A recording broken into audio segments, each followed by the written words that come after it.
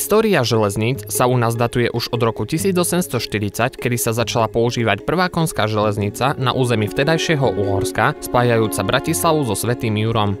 Odvtedy bolo na Slovensku vybudovaných viac ako 80 tratí s celkovou dĺžkou 3624 km. Dodnes je funkčných 68 tratí. Medzi tie stavebne najnáročnejšie patrí jednoznačne trať spájajúca Banskú Bystricu a Hornú Štubňu. Táto unikátna železnica bola posledným úsekom tzv. Stredoslovenskej transverzály. Prekonáva veľmi náročný terén Veľkej Fatry. Na jej dĺžke 41 km sa nachádza 22 tunelov s celkovou dĺžkou 12 km, čo predstavuje viac ako štvrtinu všetkých tunelov na Slovensku. V čase, keď sa železnica začala stavať, už podobná trať spájajúca Pohronie a Turiec existovala. Tá viedla zo Zvolena cez Kremnicu a využíva sa dodnes. Postavená bola v roku 1870, kedy sa ukázala výhodnejšia ako trať cez Banskú Bystricu. Kapacitne však prestala postačovať a jej zdvojkolajenie sa zdalo veľmi náročné a nevýhodné. Začalo sa teda uvažovať o inej variante. Po vzniku Československej republiky bola na vtedajšie ministerstvá zo strany Banskej Bystrice a Turčianskeho svätého Martina viackrát adresovaná požiadavka na trať cez Banskú Bystricu. Až v roku 1935 vláda nakoniec žiadosť schválila a projektovanie sa mohlo začať. Navrhovaných bolo niekoľko variant novej trate, uvažovalo sa dokonca s 8-kilometrovým tunelom, avšak na určenie finálnej dráhy muselo byť uskutočnených množstvo sondážnych prác a meraní. Už počas plánovania nastalo niekoľko problémov. Napríklad v 11. kilometri trate bolo pre stavbu mosta smerujúceho zo stanice Uľanka do Harmaneckých papierní nutné posunúť štátnu cestu aj potok o niekoľko metrov. Taktiež bolo potrebné odkúpiť 918 parciel v celkovej rozlohe 1,5 km štvorcového, čo stálo štátnu pokladnicu takmer 2,5 milióna korún. Stavba začala v júni 1937, avšak práce na niektorých úsekoch boli zahájené už skôr. Za mnou je banskobystrický portál Čremošnianskeho tunela a práve tu sa 28.9.1936 vykonal prvý slávnostný vrt za účasti množstva vládnych činiteľov, medzi ktorými nechýbal prezident republiky Edvard Beneš. Stavba napredovala rýchlo, a to nie len pre jej hospodársky význam, ale aj vďaka veľkému množstvu robotníkov. Na jar 1938 ich bolo až vyše 12 000. Ich hodinové mzdy sa pohybovali od koruny 70 pre nosičov pitnej vody až po 5 korún českých pre mínerov v tuneloch.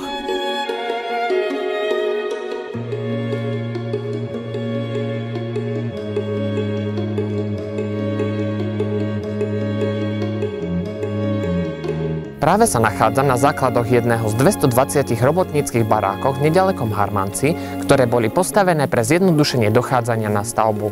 Taktiež boli postavené dve školy a k dispozícii bola aj knižnica s viac ako 1200 knihami.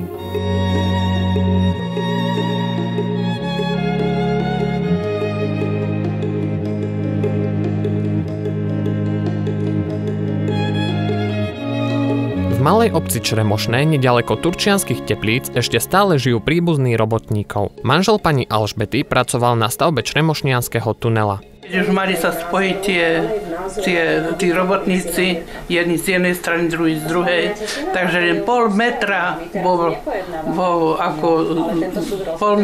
ako rozdiel. Mne to bolo tako, že ako to mohli dokázať, že sa tak stretli tam, no tak až poteraz si to tak v mojej hlave tak rozjímam o tom. O náročnosti stavby vypovedá až 2266 zranení, z toho 35 smrteľných. Na ich pamiatku je v Harmanci postavený pamätník.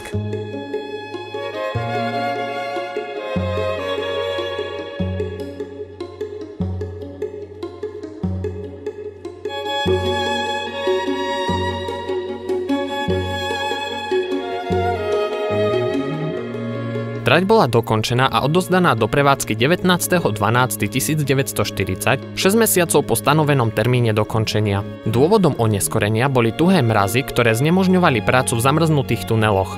Náklady na stavbu sa vyšplhali na 445 miliónov korún slovenských, z toho viac ako polovicu tvorili mzdy robotníkov. Pravidelná doprava začala o deň neskôr zo starej železničnej stanici v Banskej Bystrici, ktorá stála práve na týchto miestach v časti sídlisko. V máji 1951 bola nahradená novou stanicou, ktorá sa používa dodnes. Prevádzka na trati však netrvala dlho, pri ústupe fašistov bola trať výrazne poškodená. Zničené boli takmer všetky viadukty, mosty a rekonštrukcia si vyžiadala viac ako 20 miliónov korún slovenských. Prevádzka na trati bola obnovená 17.3.1946. V tom čase vlak zastavoval na 12 zastávkach, tie však boli postupne zrušené. Dnes už vlaky medzi Banskou Bystricou a Hornou Štubňou zastavujú len na jednom mieste v stanici Harmanec-Jaskyňa, aj to len kvôli križovaniu protiidúcich vlakov.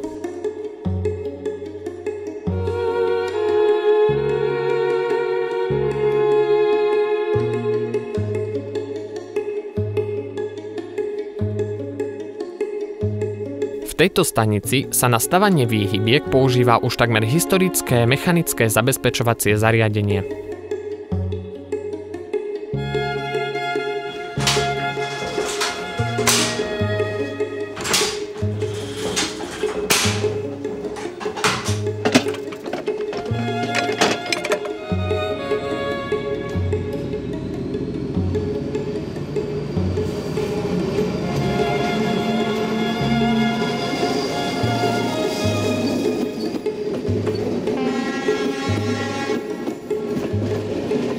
Najobťažnejšou časťou stavby boli jednoznačne tunely. Na tejto trati je ich dohromady 22 s celkovou dĺžkou 12 210 metrov, aj keď pôvodný plán počítal v úvodzovkách iba so 14. Ku tomuto navýšeniu došlo kvôli geologickým podmienkám, ktoré sa zistili až pri stavbe. Tunel 2A, tretí na trase od Banskej Bystrice pri stanici Uľanka, tu pôvodne nemal byť. Trasa mala viesť záreze lemujúcom svah. Pri jeho hlbení sa však zistilo, že svah je vo veľmi pomalom pohybe. Trať bolo teda nutné posunúť o približne 100 metrov dovnútra, mimo oblasť osuvu. Celkom iný prípad sú tunely 4A, B, C a D. V pôvodnom pláne tu mali byť len hlboké zárezy s vysokými stenami, avšak hornina bola natoľko tvrdá, že prednosť sa dala tunelom.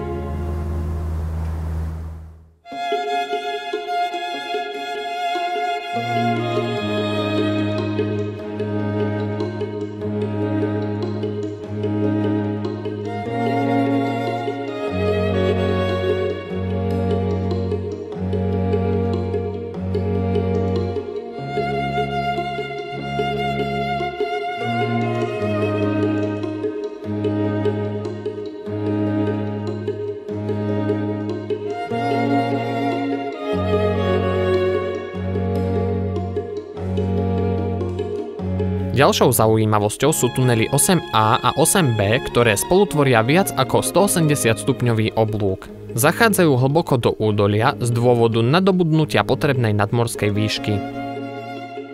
Tunely sú dva, no vždy boli považované za jeden práve pre malú vzdialenosť medzi nimi.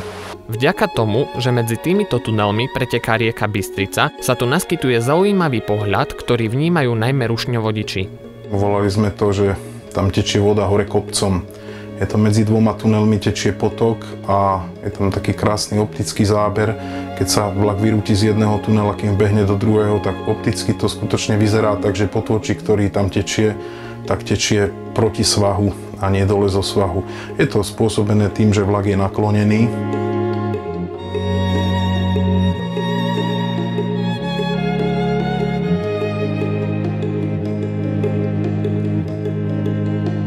Ten najzaujímavejší tunel nás čaká až na vrchole trate.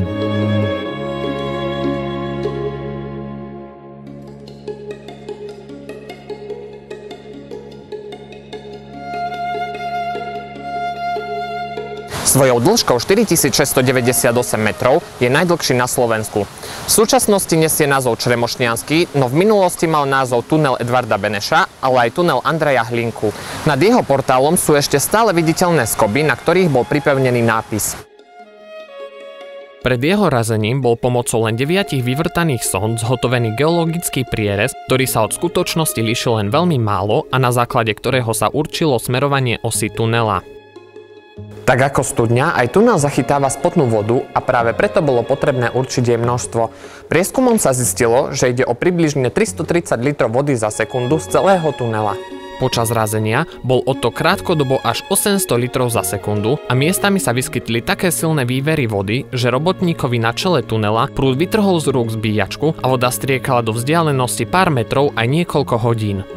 Na odvádzanie tejto vody je na dne vybudovaná odtoková šachta, ktorá tvorí jeden z výdatných zdrojov pitnej vody pre Banskobystrický región. Počas rekonštrukcie v roku 1993 bol dobudovaný aj kanálik na odvod znečistenej vody a šachta bola dôkladne zaizolovaná niekoľkými vrstvami izolácie. Pre bežného človeka je to neviditeľné. Aj tí, čo tadiaľ jazdia, nie všetci o tom vedia. My sme mali možnosť vidieť to odkryté, je tam jedna oceľová platňa, za ktorou je obrovské podzemné jazero plné pitnej vody, ktorá bola pre zaujímavosť tak studená, že keď sme si ju tam chodili naberať počas tej rekonštrukcie, tak sa nedala ani hneď piť. Normálne z toho človeku vypadávali zuby, museli sme hodinu počkať, potom tá voda bola pitná. Tunel svojou dĺžkou vyžadoval aj vybudovanie vetracej šachty, ktorá sa nachádza približne v 2/3 tunela. Vzduch cez ňu odsávajú motory s výkonom 130 konských síl.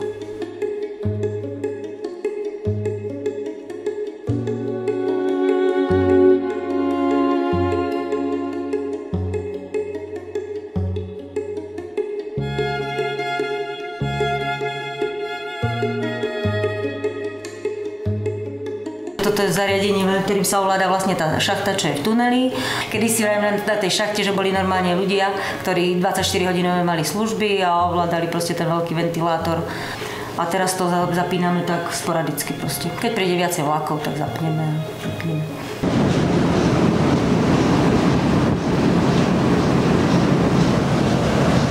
Niekedy rušňovodiči alebo pochôdzkar, keď príde z tunela, alebo keď vchádza väčšinou, keď vie, že ide na pochôdzku, tak nám zavolá, že aby sme mu vyvetrali, aby proste, ale zase, aby sme to nenechali dlho, lebo keď vojde do toho tunela, tak tam cítiť hneď, proste tam je strašný prievan z toho ventilátora.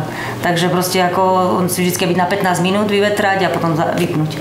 Lebo keď niekedy sa stalo, že sme zabudli, tak ho vytiahne odtiaľ ten prievan proste. Tunel bol razený z oboch strán súčasne rýchlosťou 6,5 metra za deň. Tak ako aj ostatné tunely, bol razený pomocou tzv. Rakúskej modifikovanej tunelovacej metódy, ktorá bola použitá pri razení mnohých alpských tunelov. Na dne tunela sa najskôr razí spodná, tzv. Smerová štôľňa, ktorá má prierez 8 až 12 metrov štvorcových. Z nej sa každých 50 až 100 metrov prerazí do stropu akýsi komín a z neho sa do oboch strán razí horná štôľňa. Samozrejme, obidve museli byť dostatočne podopreté a vystúžené gulatinou. Tej sa na tejto trati spotrebovalo až 44 000 metrov kubických. V ďalšej fáze sa pokračovalo zväčšovaním hornej štôlne do vrchu a do strán, až sa postupne vytvorila vrchná klemba, tzv. Kalota. Keď bola kalota vyhlbená a podopretá, vyrúbal sa priestor medzi hornou a dolnou štôlňou a tým sa obidve prepojili. Poslednou úlohou pre mínerov bolo zväčšenie spodnej štôlne do bokov a tým sa vytvoril plný profil tunela.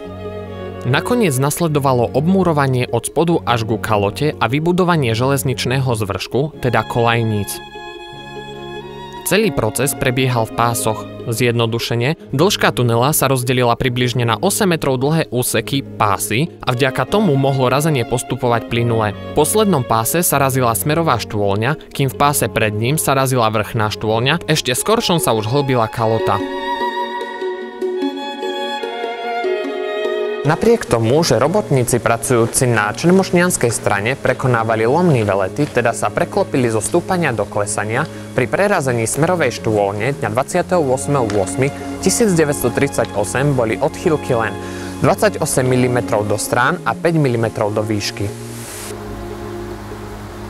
Ďalšie zaujímavé stavby na trati sú viadukty, tých sa tu nachádza 5. 4 z nich, Čiernovodský, Na vode, Glozy a Kostiviarsky, majú rovnakú konštrukciu s kamennými piliermi a 5. Uľanský je klenutý železobetónový viadukt.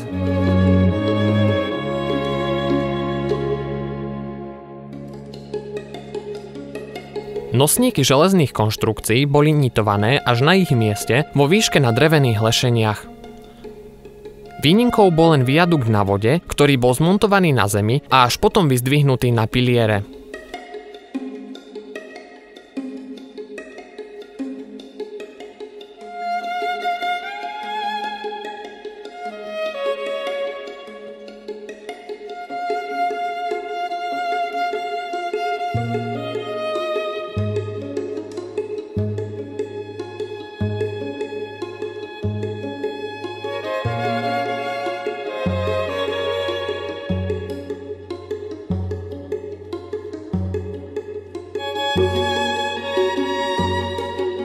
Z viaduktov je nádherný výhľad na okolitú krajinu.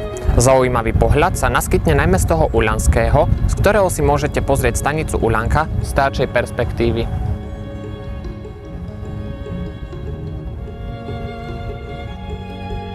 Jeho stavba bola v tom období najväčšou svojho druhu v juhovýchodnej Európe.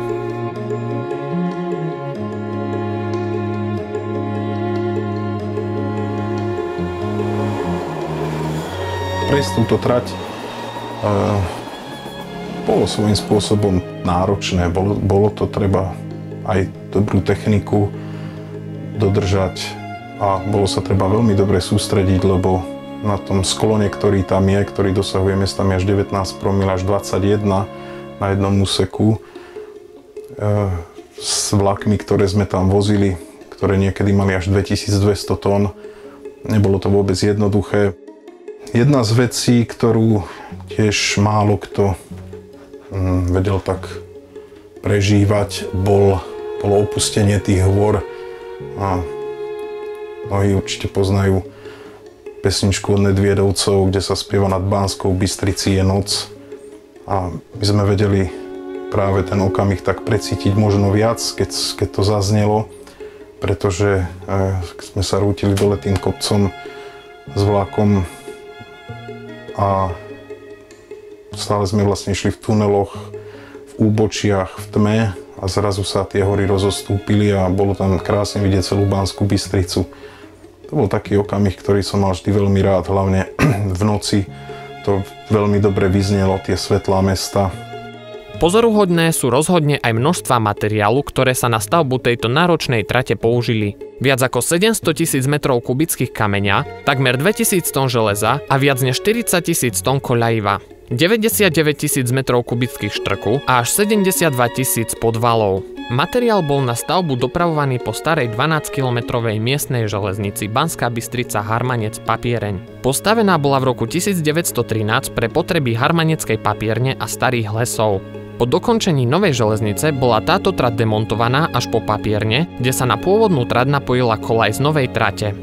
Dodnes sú však zachované niektoré jej časti. Zvyšky oblúku železnice za hlavnou stanicou Banská Bystrica, budova zastávky Banská Bystrica na Jesenskom vršku a vedľa nej oporný múr s klenutým podjazdom a veľmi dobre sú viditeľné aj zvyšky koľajníc v mieste napojenia na novú trať.